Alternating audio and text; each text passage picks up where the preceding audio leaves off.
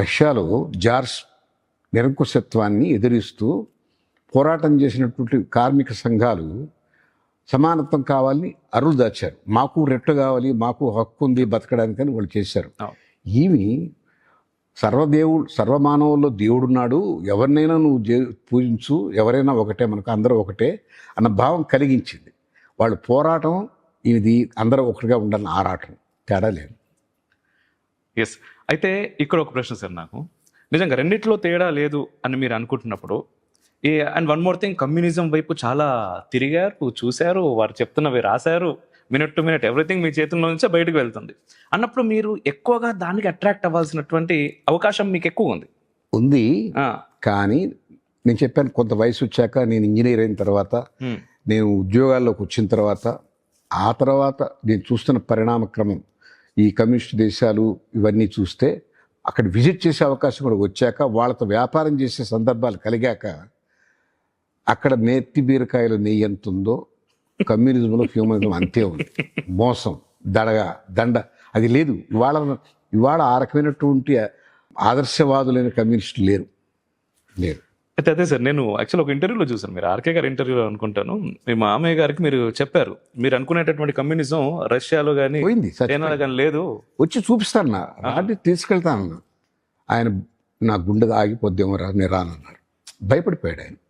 అంటే తను ఊహించిన ఆ గొప్ప కమ్యూనిస్ట్ సామ్రాజ్యాలు అక్కడ గొప్పగా ఉన్నాయని లేవని నేను చెప్పినప్పుడు, ఆ రియాలిటీని చూసి భరించే శక్తి నాకు లేదు, నేను రానన్నాడు. మీరు ఎప్పుడైనా అడిగారా వారిని, అంటే మన ధర్మంలో లేనిది ఏంటి మీ కమ్యూనిజంలో అంత ఇంట్రెస్ట్, ఎందుకు అటువైపు వెళ్ళారు అని? ఆ సిద్ధాంతంలో ఒక లోపం ఉందండి.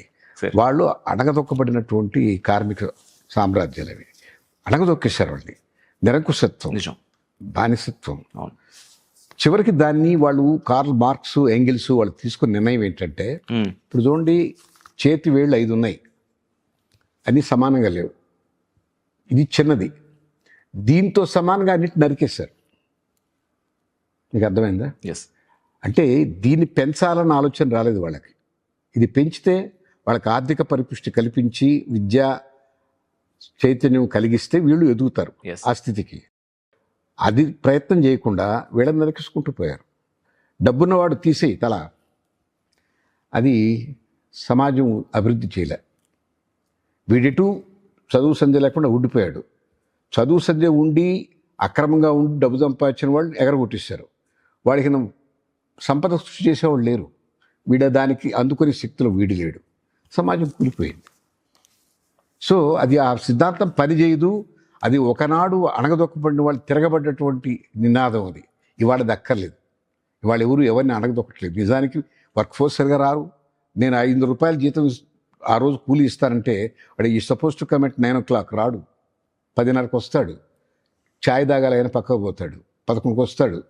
ఎండ ఎక్కువ ఉంది, మధ్య తాగాలని వెళ్తాడు, 1:30కి వస్తాడు. లంచ్ టైం అంటాడు, 2 గంటలు పని చేయడు, 3 గంటల నుంచి 4 గంటల దాకా పని చేసి వెళ్ళిపోతాడు. మోసం కదా అది. మరి ఇప్పుడు ఎవరిని ఎక్స్ప్లాయిట్ చేస్తున్నారు? డబ్బున్నవాడు చేసుకోలేడు, డబ్బు లేనివాడు కూలికని వచ్చి వాడి కూలి పని సరిగా చేయడు, ఒకరోజు చేయాల్సిన 10 రోజులు చేస్తాడు. వాడు వీడిని ఎక్స్ప్లాయిట్ చేసేది చక్రం. ఎందుకు వచ్చిందంటారు ఆ పరిస్థితి? ఇప్పుడు అది దైవ క్రమంలోనే ఉంది. అది కొంతకాలం తర్వాత ఎవరైనా కిందకి రావాల్సిందే, కొంతకాలం ఎవరైనా పైకి పోవాల్సిందే. ఆ చక్రం ఎవరు ఆపలేరు. అది ధర్మచక్రం. కొంతకాలం మనం చాలా పై స్థాయిలో ఉన్నాం అనుకుంటాం, 3 జనరేషన్ తర్వాత మళ్ళీ వాళ్ళు కిందకే వెళ్తాం. మీకు తెలుసు కదా, strong men create good society. Easy to work. Easy to work society will create lazy people. Lazy people will create tough times. Tough times cater చేయడానికి స్ట్రాంగ్ పీపుల్ ఉంటారు.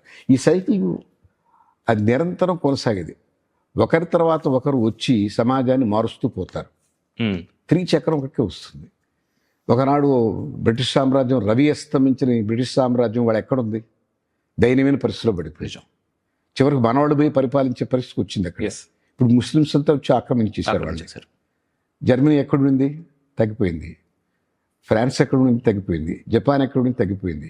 వాళ్ళ ఆర్థిక వ్యవస్థలు ఎలా ఉన్నాయంటే, మన జీడిపి రేటు 7.6 ఉంటే వాళ్ళు -0.5, -0.1, 1.1 ఈ దేశంలో ఉన్నాయి.